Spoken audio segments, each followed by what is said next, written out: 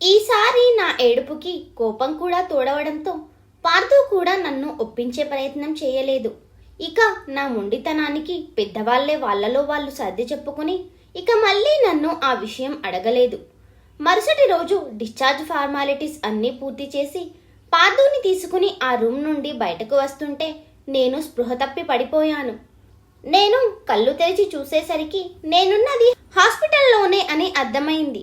నా బెడ్ చుట్టూ అమ్మా నాన్న, అత్తమ్మ, మావయ్య నా వైపే చాలా సంతోషంగా చూస్తూ ఉంటే పార్థు కంటికొసల్లో కన్నీళ్లను అదిమి పెట్టుకుని నా చేయి పట్టుకుని ఉన్నాడు.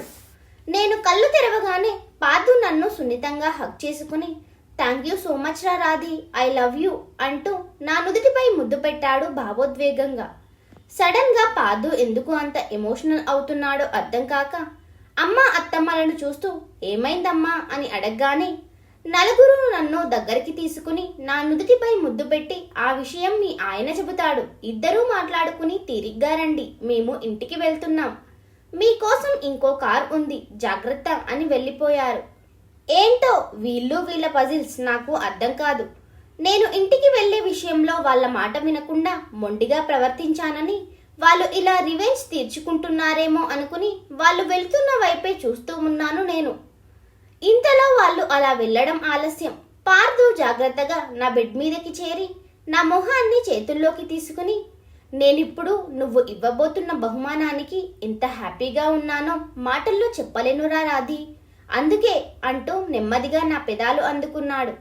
అది ఏమాత్రం ఊహించని నేను ముందు షాక్ అయ్యాను గాని ఇంచుమించు నెల రోజుల విరహం ఇద్దరిని ముద్దుతో మరో లోకానికి తీసుకెళ్తుంటే పార్థు తన సంతోషాన్ని తెలియజేస్తూ ఆ ముద్దులోని గాఢతను పెంచాడు. పార్థు పట్టరాని సంతోషంతో చిన్నగా నా కింద పెదవిని బైట్ చేసి వదిలిపెట్టి నా నుదుటికి తన నుదుటిని ఆనించి నా కళ్ళల్లోకి చూస్తూ ఉండిపోయాడు. విషయం ఏంటో చెప్పకుండా పార్థు తన సంతోషాన్ని నాతో షేర్ చేసుకుంటుంటే అసలు తన సంతోషానికి కారణం ఏంటో తెలియక ఏమైంది పార్థు, ఎందుకింత హ్యాపీగా ఉన్నావు అని అడిగాను అయోమయంగా అతన్నే చూస్తూ. ఆ ప్రశ్నకి పార్థు చిన్న చిరునవ్వుతో నా చేతిని నా కడుపు మీద పెట్టించి తొందరలో మన మధ్యలోకి మన బుజ్జి తల్లి రాబోతుందిరా అన్నాడు నీళ్లు నిండిన కళ్ళతో. పార్థు చెప్పింది అర్థం కావడానికి నాకు 2 క్షణాలు పట్టాయి. అర్థమైన మరుక్షణం పార్థుని గట్టిగా పట్టుకుని ఏడ్చేశాను. అసలు తల్లిని కాబోతున్నాను, మా ప్రేమకు ప్రతిరూపాన్ని నా కడుపులో మోస్తున్నాను అన్న ఫీలింగ్ మాటల్లో చెప్పలేనిది. పార్థు ఎంత సంతోషంగా ఉన్నాడో ఇప్పుడు ఆ గుడ్ న్యూస్ తెలిసాక నేను అంతకంటే సంతోషంగా ఉన్నాను. మరి కొద్ది నెలల్లో ఒక బుజ్జి పాపాయి నా ఒడిలోకి వస్తూనే అందంగా ఉన్న మా ప్రపంచాన్ని మరింత అందంగా మార్చబోతుంది అన్న ఊహే నన్ను ఉక్కిరిబిక్కిరి చేస్తుంటే పార్థుని గట్టిగా చుట్టేసి అలానే ఉండిపోయాను. పార్థు నా వెన్ను నిమురుతూ నువ్విక అల్లరి చేయడానికి లేదు, బుద్ధిగా ఉండాలిరా రాధి, అమ్మ అత్తయ్య ఏం పెడితే అది కాదనకుండా తినాలి, వర్క్ స్ట్రెస్ తీసుకోకు, మాక్సిమం నీ పిఏ వర్క్ అంతా హ్యాండిల్ చేస్తుంది, ఏదైనా మీటింగ్స్ ఇంపార్టెంట్ వర్క్ ఉంటేనే ఆఫీస్కి వెళ్దువు గాని, ఈ 1 వీక్ నుండి బాగా స్ట్రెస్ అవ్వడం వల్ల నువ్వు చాలా వీక్గా ఉన్నావని డాక్టర్ చెప్పారు, అందుకే ఆవిడ చెప్పిన డైట్ ప్రకారమే ఏదీ కాదనకుండా అన్నీ తినాలి, అప్పుడే లోపల ఉన్న నా బుజ్జి తల్లి హెల్తీగా బయటకు వచ్చేది అన్నాడు. పార్థు మాటలకి నేను చిరుకోపంగా పార్థు నుండి దూరం జరిగి అలిగి మొహం తిప్పుకుని అదిగో అప్పుడే నీకు నాకంటే నీ కూతురే ఎక్కువైపోయింది, నా మీద ప్రేమ తగ్గిపోయింది నీకు అంటుంటే పార్థు నవ్వుతూ నన్ను దగ్గరికి తీసుకుని అలా ఎలా నా రాధిగాడి మీదున్న ప్రేమ తగ్గిపోతుందిరా, నాకు నా రాధి అంటే ప్రాణం, నాకు నీ తరువాతే ఎవరైనా, అర్థమైందా అంటూ నన్ను దగ్గరికి తీసుకున్నాడు. నన్ను మాటలతోనూ చూపులతోనూ చేతలతోనూ మాయ చేయాలి అంటే అది కేవలం పార్థు వల్లే సాధ్యం. కాసేపటికి మేమిద్దరం కలిసి ఇంటికి చేరుకున్నాం. ఇంట్లో అడుగు పెట్టబోతుంటే అత్తమ్మ అమ్మ మా ఇద్దరికీ కలిపి దిష్టి తీసి లోపలికి తీసుకెళ్లారు. నేను సడన్ గా స్పృహ తప్పి పడిపోవడం, పైగా తనకున్న గాయాల వల్ల పార్థు బాగా స్ట్రెస్ తీసుకోవడం, అసలే యాక్సిడెంట్ వల్ల వాడిపోయిన పార్థు మొహం మరింత వాడిపోయింది. అందుకే పార్థుని రెస్ట్ తీసుకోమని చెప్పగానే పద ఇద్దరం రెస్ట్ తీసుకుందాం, డాక్టర్ నీకు కూడా రెస్ట్ చెప్పారు అని నాకు మాట్లాడే ఛాన్స్ ఇవ్వకుండా నన్ను జాగ్రత్తగా పట్టుకుని కాస్త సపోర్ట్ తీసుకుంటూనే నన్ను మా రూమ్కి తీసుకెళ్లి హాస్పిటల్ నుండి వచ్చాం కదా, ముందెళ్ళి ఫ్రెష్ అయ్యిరా అని నన్ను వాష్రూమ్కి పంపించాడు. నేను ఫ్రెష్ అయ్యి రాగానే పాదుకి వెట్ క్లాత్ పెడదామని చూశాను గాని సార్ అస్సలు నా మాట వినలేదు. నాకు ఇప్పుడు కావాల్సింది నువ్వు పెట్టే వెట్ క్లాత్ కాదురా రాధి, నీ టైట్ హగ్లో నీ గుండె చప్పుడు వింటూ హాయిగా ప్రశాంతవంతమైన నిద్ర కావాలి నాకు. ఐ మిస్ యువర్ ప్రెజెన్స్ రా అంటూ నన్ను నెమ్మదిగా బెడ్ మీద పడుకోబెట్టి తను నా గుండెల మీద తలపెట్టుకుని నా చుట్టూ చేతులు బిగించి ఒక చేత్తో నాకు జోగొడుతూ నెమ్మదిగా నిద్రలోకి జారుకున్నాడు పార్థు. పార్థు నిద్రపోయిన కాసేపటికి అతన్ని చూస్తూ నేను కూడా నిద్రలోకి జారుకున్నాను. సాయంత్రం అవుతుండగా మా రూమ్ డోర్ ఎవరో నాక్ చేయడంతో మెలకువ వచ్చి నేను లేవబోతుంటే, రాధి కేర్ఫుల్ రా, ఈ పరిస్థితిలో నువ్వు ఎలా పడితే అలా లేవకూడదు అంటూ తను లేచి నన్ను జాగ్రత్తగా లేపి కూర్చోబెట్టి నెమ్మదిగా తనే వెళ్ళి డోర్ ఓపెన్ చేశాడు. అత్తమ్మ అమ్మ భోజనం ప్లేట్స్తో కనిపించేసరికి ఇద్దరికీ దారిచ్చి తను కూడా వాళ్లతో పాటుగా లోపలికి కూర్చున్నాడు. అత్తమ్మ నాకు తినిపిస్తుంటే అమ్మ పార్థుకి తినిపించింది. ఈ భూమి మీద ఎవరికీ లేని అదృష్టం పార్థు దయ వల్ల నాకు దక్కింది. ఈ రోజుల్లో కోడలిని కన్న బిడ్డలానే అంతే ప్రేమగా ఏ అత్త చూసుకుంటుందో నాకు తెలియదు గాని నా అత్తమ్మ మాత్రం నన్ను చూసుకుంటుంది. నా అత్తమ్మ నాకు మరో అమ్మ అని చెప్పడానికి నేను ఏమాత్రం సంశయించను. పార్థుకి ఇంకా గాయాలు మానకపోవడం వల్ల కాస్త రెస్ట్గా ఉంటున్నాడు గాని నన్ను చాలా అంటే చాలా జాగ్రత్తగా చూసుకుంటూ నన్ను ఇంతకు ముందు కంటే ఎక్కువగా ప్యాంపర్ చేస్తూ నేను ఏది అడిగినా కాదనకుండా నా ముందు ఉంచుతూ ఇంతకు ముందు కంటే పెరిగిన నా పిచ్చిని ఇష్టంగా భరిస్తూ మరో 10 రోజులు గడిపేశాడు. కానీ ఈ 10 రోజుల్లో యాక్సిడెంట్ అయ్యి గాయాలతో ఉన్న పార్థు తనని తాను పట్టించుకోవడం మానేయడమే కాదు, మేము ఎవరైనా తనని కేర్ చేయాలని చూసినా తను మాత్రం మా మాట వినకపోగా రాధి అది తిను, రాధి ఇది తిను అంటూ నా వెంటపడడం మొదలుపెట్టాడు. అసలు పార్థు తన విషయంలో చేస్తున్న నిర్లక్ష్యానికి తన మీద నాకెంత కోపం వచ్చిందంటే ఒక రోజంతా పార్థుతో మాట్లాడకుండా అసలు తనని నా దగ్గరకు రానియకుండా ఉన్నాను. పాపం అన్నీ అర్థం చేసుకునే పార్థుకి నేనెందుకు అలా తనని దూరం పెట్టానో అర్థం కాక చాలా ఫీల్ అయ్యాడు. సాయంత్రానికి అత్తమ్మ అమ్మ వాళ్ళ ద్వారా విషయం అర్థమై నన్ను బ్రతిమిలాడి ఇక నుండి జాగ్రత్తగా ఉంటాను అని నాకు మాటిచ్చి మొత్తానికి నన్ను ఐస్ చేసేశాడు. అత్తమ్మకి ఒక్కరే ఉంటే మా ఇద్దరితో ఇబ్బంది అవుతుందని అమ్మ ఇక్కడే ఉండిపోయింది. పార్థుకి కొంచెం తగ్గాక అమ్మ తిరిగి ఊరికి వెళ్ళడానికి రెడీ అయ్యి తనతో పాటు నన్ను కూడా తీసుకెళ్తాను అని అత్తమ్మని అడిగింది. అమ్మ అలా అడిగేసరికి పార్థు మొహం వాడిపోయింది. కానీ అత్తమ్మ మావయ్య మాత్రం నన్ను వదిలిపెట్టి పార్థు మాత్రమే కాదు వాళ్ళు కూడా ఉండలేమని, మాకు కూతురైనా కోడలైనా రాధీనే కదా అంటూ అమ్మకి నచ్చజెప్పి వీలు చూసుకుని అమ్మా నాన్నలనే ఇక్కడికి వచ్చి నాకు డెలివరీ అయ్యే వరకు ఉండమని ఇద్దరూ చెప్పారు. వాళ్ళ మంచి మనసుకి అమ్మకి చాలా సంతోషంగా అనిపించింది. వీలు చూసుకుని మళ్ళీ వస్తాను అని చెప్పి నాకు కొన్ని వేల జాగ్రత్తలు చెప్పి అమ్మ ఊరికి బయలుదేరింది. అమ్మ వెళ్ళిన దగ్గర నుండి ఎందుకో పెళ్ళయ్యాక ఇన్నాళ్ళకి అమ్మా నాన్నల మీద చాలా బెంగగా అనిపించింది. అలా అని పార్థుని వదిలి వెళ్ళడానికి నా మనసు అస్సలు ఒప్పుకోవట్లేదు. ఒకవేళ ప్రెగ్నెన్సీ టైంలో ఇలానే ఉంటుందేమో అనుకున్నాను. కానీ నా మనసులో ఏముందో ఎవరితోనూ షేర్ చేసుకోలేదు, మళ్ళీ వాళ్ళు బాధపడతారు అని. అప్పటి నుండి పార్థు నన్ను చేసే ప్యాంపరింగ్, కేరింగ్ అలా నా విషయంలో ప్రతిదీ డబుల్ అయిపోయింది. చాలా జాగ్రత్తగా గాజు బొమ్మలా చూసుకుంటున్నాడు నన్ను. నా కోసం పాపం ఇంటికి వచ్చాక చేసుకునే వర్క్ అంతా ఆఫీస్లోనే చేసుకుంటూ ఆఫీస్ వర్క్ విషయంలో చాలా స్ట్రెస్ తీసుకుంటూ నాతోనే ఎక్కువ టైం స్పెండ్ చేస్తున్నాడు. పాపం మామూలుగానే నా తిక్కని దేవుడిలా భరిస్తాడు పార్థు. కానీ ఈ ప్రెగ్నెన్సీ టైంలో మూడ్ స్వింగ్స్ వల్ల ఆ పిచ్చి తిక్క ఇంకాస్త ఎక్కువయ్యేసరికి పార్థుతో ఉత్తి పుణ్యాన గొడవ పడడం మొదలు పెట్టాను నేను కొత్తగా. అయినా కూడా పార్థు నన్ను అర్థం చేసుకుని ఏ రోజు నన్ను ఒక్క మాట కూడా అని ఎరగడు. అనుకోకుండా ఒకరోజు నేను మా రూమ్ పైన కాబట్టి మెట్ల మీదుగా కిందికి వస్తుంటే చూసుకోకుండా కాలు స్లిప్ అయి పడిపోయాను. కానీ ఆఖరి క్షణంలో పార్థు వచ్చి బేబీ ఇక నా దగ్గర లేదు అని హార్ట్ బీట్ ఆగిపోయినంత పనైనా నన్నే కాదు మా బేబీని కూడా కాపాడాడు. ఆ క్షణం మొదటిసారి పార్థు కోపం ఎలా ఉంటుందో చూశాను. పార్థు కోపంలో కూడా మా మీద ప్రేమే కనిపించింది. మాకు ఏమైనా అయితే అన్న ఊహ కూడా పార్థు భరించలేకపోయాడు. మొదటిసారి ఎందుకు ఇంత కేర్లెస్గా ఉన్నావురా రాధి అని చాలా గట్టిగా అరిచాడు. పార్థు అలా తిట్టినందుకు నాకు బాధ అనిపించలేదు, కానీ మొదటిసారి పార్థు నా మీద అలా అరిచేసరికి చాలా భయమేసింది. ఆ రోజంతా పార్థు కోపంగానే ఉన్నాడు. పైగా మా రూమ్ కిందకి షిఫ్ట్ చేయించేశాడు. మరుసటి రోజు ఏమనుకున్నాడో ఏమో కానీ తనే వచ్చి నాకు సారీ చెప్పి, నీకు మన బేబీకి ఏమైనా అయితే నేను తట్టుకోలేనురా అని నా వడిలో పడుకుని నా కడుపుని చుట్టేసి కన్నీళ్లు పెట్టుకున్నాడు. పార్థు నా నిర్లక్ష్యం వల్ల ఎంత బాధపడ్డాడో అర్థమయ్యాక ఇంకెప్పుడు నా విషయంలో నేను ఇలా ఉండకూడదు అని నిర్ణయించుకున్నాను. అప్పటి నుండి మునుపటి కంటే జాగ్రత్తగా చూసుకుంటూ ఉన్నాడు. ప్రతి చిన్న విషయానికి చాలా శ్రద్ధ తీసుకుంటున్నాడు. పార్థుతో పాటు అత్తమ్మ మావయ్య కూడా. అలా మరో 3 నెలలు గడిచిపోయాయి. ఈ 3 నెలల్లో పార్థు మాత్రమే కాదు, అత్తమ్మ మావయ్య కూడా నన్ను చాలా అంటే చాలా జాగ్రత్తగా చూసుకునేవారు. నేను నిద్రపోతున్నప్పుడు తప్ప నన్ను అస్సలు ఒంటరిగా వదిలేవారు కాదు. ఆఫీస్కి వెళ్లే వరకు పార్థు నన్ను కాచుకుని ఉంటే, పార్థు అలా వెళ్ళగానే అత్తమ్మ మావయ్య నాతోనే ఉండేవారు.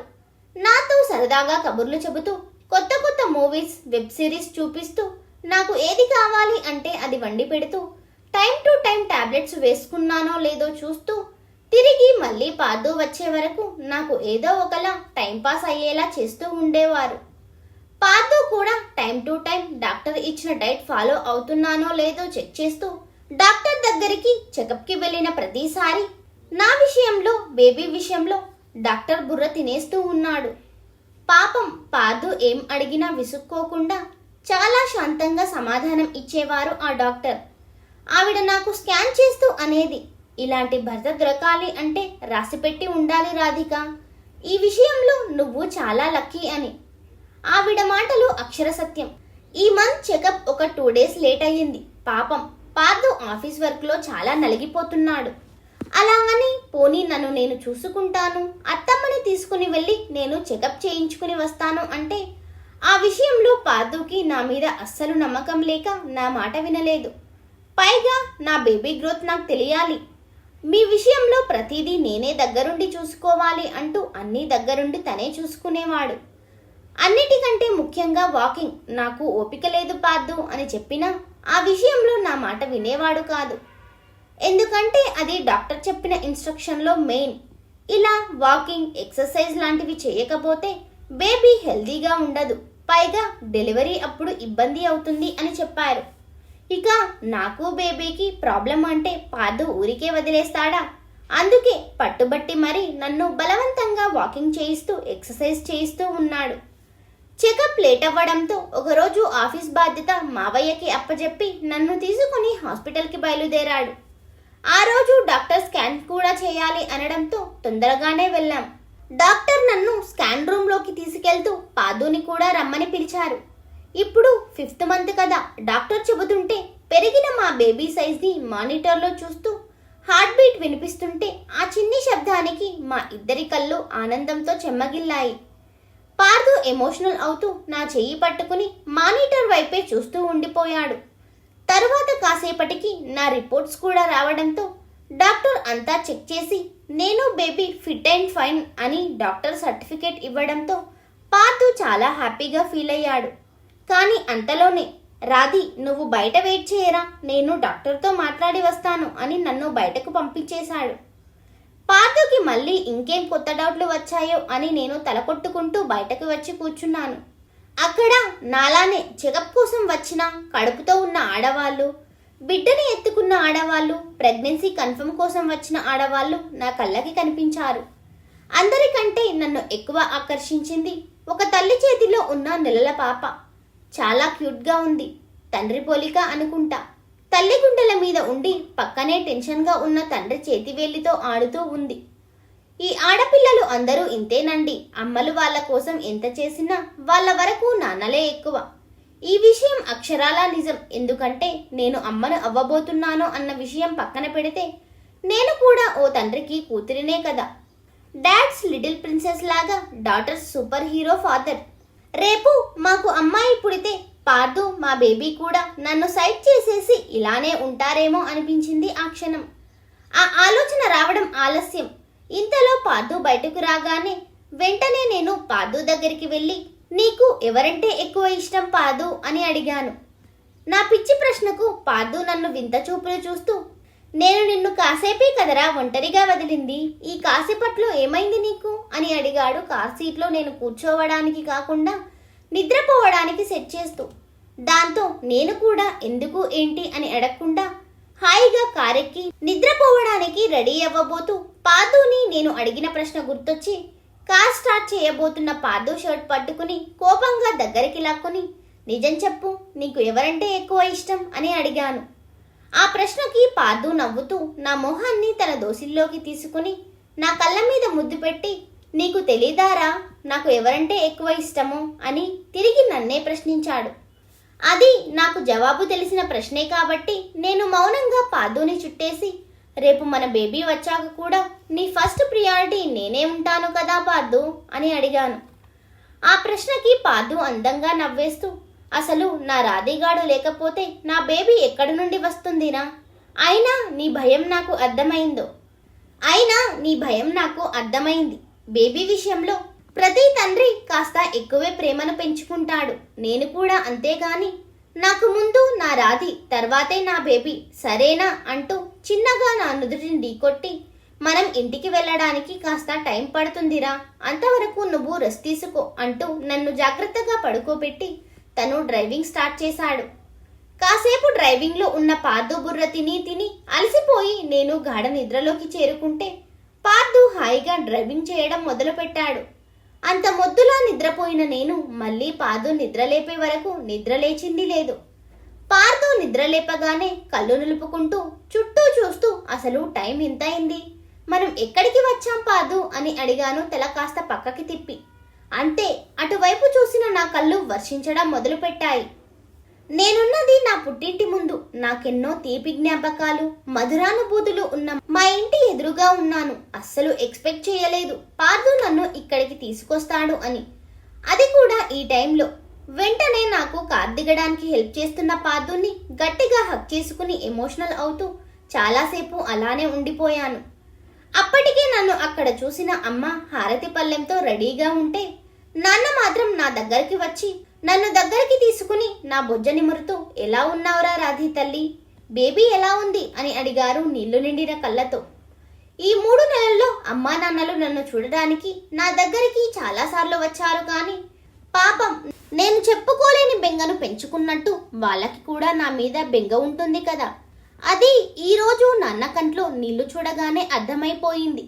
నాన్న ప్రశ్నకు నేను పార్దుని చూసేసరికి నా నవ్వులో సమాధానం అర్థమైన నాన్న మా ఇద్దరిని ముందుకు నడవమని చెప్పి నాన్న అక్కడే ఆగిపోయారు.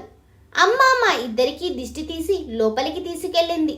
లోపలికి వెళ్ళడమే ఒక పెద్ద గ్లాస్లో జ్యూస్ తెచ్చి బలవంతంగా తాగించి కాసేపు నాతో తనివి తీరా కబుర్లు చెప్పి ఇక వెళ్ళి రెస్ట్ తీసుకోమని పంపించేసింది. నిజానికి మా పెళ్ళయ్యాక నేను పార్దు ఇక్కడికి వచ్చింది చాలా తక్కువ. ఎప్పుడొచ్చినా ఎక్కువగా ఇక్కడ టైం స్పెండ్ చేయడానికి కుదిరేది కాదు. ఆఫీస్లో వర్క్ పెండింగ్ పడిపోతుంది అని. నేను కూడా పార్దుని వదిలి ఉండలేక అమ్మ వాళ్ళ దగ్గరికి వెళ్తాను అని పార్దుని ఎప్పుడూ అడిగింది లేదు. కానీ మా శ్రీవారు నేనేం చెప్పకుండానే తనే వీలు చూసుకుని వీకెండ్స్లో నన్ను తీసుకుని ఇక్కడికి వచ్చేవాడు. ఆ 2 రోజులు హాయిగా అమ్మ వాళ్ళతో టైం స్పెండ్ చేసి పార్దుతో పాటు మేము కూడా చాలా ఎంజాయ్ చేసేవాళ్ళం. ఇప్పుడు అవన్నీ గుర్తొచ్చి బ్యాగ్ నుండి నాకు మెటర్నిటీ నైటీ తీస్తున్న పార్దుని వెనక నుండి హక్ చేసుకున్నాను. ఈ మధ్యన పెరిగిన బాడీ వెయిట్, లోపల ఉన్న మా బేబీ నన్ను పూర్తిగా పార్దుని ఫీల్ కానివ్వట్లేదు. అసలు ఇప్పటి వరకు ఏ ప్రెగ్నెంట్ లేడీ తన హస్బెండ్తో ఈ విషయమై గొడవ పెట్టుకుని ఉండుండదు, కానీ నేను పెట్టుకున్నాను.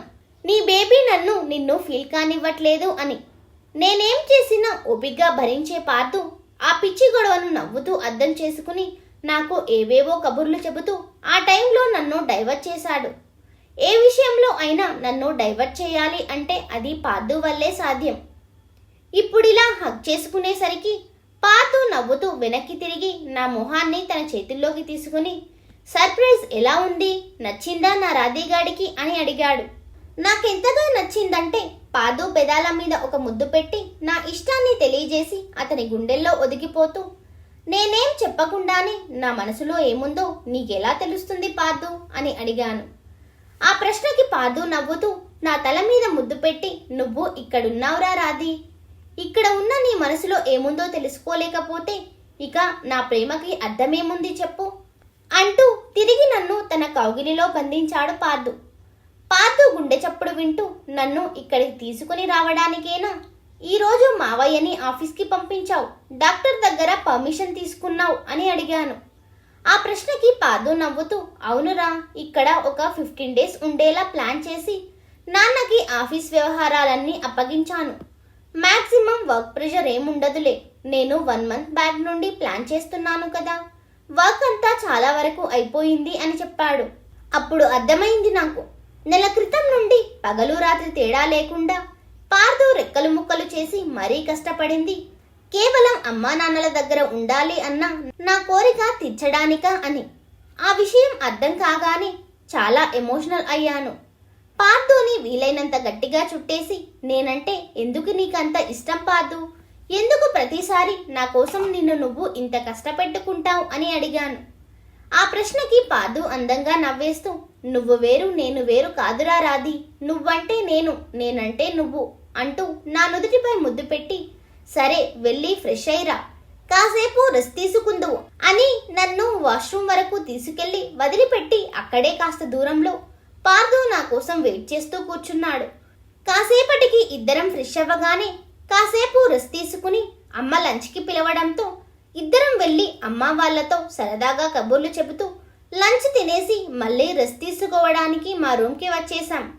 సాయంత్రానికి జర్నీ అలసట తీరడంతో నెమ్మదిగా నిద్రలేచిన నాకు పార్దు ఎక్కడా కనిపించకపోవడంతో జాగ్రత్తగా బెడ్ దిగి బయటకు వచ్చిన నాకు హాల్లో అమ్మా నాన్నలతో కలిసి సరదాగా కబుర్లు చెబుతున్న పార్దు కనిపించాడు. అమ్మా నాన్నలు కూడా పార్దుని అల్లుడిలా కాదు కొడుకులానే చూస్తూ ఉండడంతో పార్దు కూడా తనకి వీలైనంత ఫ్రీగా, చెప్పాలంటే అత్తమ్మ మావయ్యల దగ్గర ఎలా ఉంటాడో వీళ్ళ దగ్గర కూడా అలానే ఉంటున్నాడు. నేను కూడా వాళ్ళతో జాయిన్ అయ్యాను. నైట్ డిన్నర్ అయ్యాక యథావిధిగా మళ్ళీ నిద్రకు ఉపక్రమించాము. మరుసటి రోజు ఉదయం నేను ఇక్కడికి వచ్చాను అని తెలిసి పెద్దమ్మ వాళ్ళు వచ్చారు నన్ను చూడడానికి. వాళ్ళే కాదు, చుట్టుపక్కల వాళ్ళు కూడా చాలా మంది వచ్చారు చూడడానికి. అందరూ ఒక్కటే మాట, మీ అల్లుడు బంగారం, రాధిక ఏ జన్మలో ఏ అదృష్టం చేసుకుందో కానీ ఈ జన్మలో దేవుడు లాంటి భర్త దొరికాడు. వాళ్ళు అలా వెళ్ళగానే అమ్మ తనకి తెలిసిన అన్ని రకాల దిష్టిని తీస్తే పార్దు గూగుల్ తల్లిని అడిగి మరీ తెలుసుకుని మరికొన్ని తీయించి ప్రెగ్నెన్సీ వల్ల వాచిన నా కాళ్ళకి కాస్త గోరువెచ్చని నూనెతో మసాజ్ చేయడానికి రెడీ అయిపోయాడు. నేను ఎంత చెప్పినా వినకుండా ఆ విషయంలో తిట్టి మరీ నన్ను బెడ్ ఎక్కించి తన పని తని కానిచ్చాడు. అలా ఒక 4 రోజులు చాలా అంటే చాలా హ్యాపీగా గడిచిపోయాయి. కానీ నా మనసులో ఒక్కటే బాధ, అత్తమ్మ మావయ్యలని చాలా మిస్ అవుతున్నాను. పెళ్ళయ్యాక వాళ్ళని వదిలి ఉన్నది చాలా తక్కువ. కొద్ది సమయంలోనే అత్తమ్మకి బాగా అటాచ్ అయిపోయాను. మావయ్యతో నాన్నతో ఉండేంత ఫ్రీగా ఉండడం కూడా అలవాటు పడడంతో ఇక్కడ వాళ్ళని మిస్ అవుతున్న ఫీలింగ్ మామూలుగా లేదు. కానీ అన్నీ కావాలి అనుకుంటే అది కుదిరే జరిగే పని కాదు కదా. మరుసటి రోజు ఉదయమే బ్రేక్ఫాస్ట్ అయ్యాక పార్దు ఇంటి పెరట్లో నా చేత వాకింగ్ చేస్తుంటే నెమ్మదిగా చేస్తున్నాను నేను. అనుకోకుండా నా చూపు మా ఇంటి గేట్ మీద పడేసరికి నా మనసు భారంగా మారి అడుగు ముందుకు పడలేదు. నా చేయి పట్టుకున్న పార్దు చేతిని వదిలించుకుని పార్దుని గట్టిగా చుట్టేసి, మనం ఇంట్లోకి వెళ్ళిపోదాం పార్దు, ఇక్కడొద్దు అన్నాను భయంగా. నేను అంతగా ఎందుకు భయపడ్డాను నెక్స్ట్ అప్డేట్లో చెప్తాను. Thank you for watching.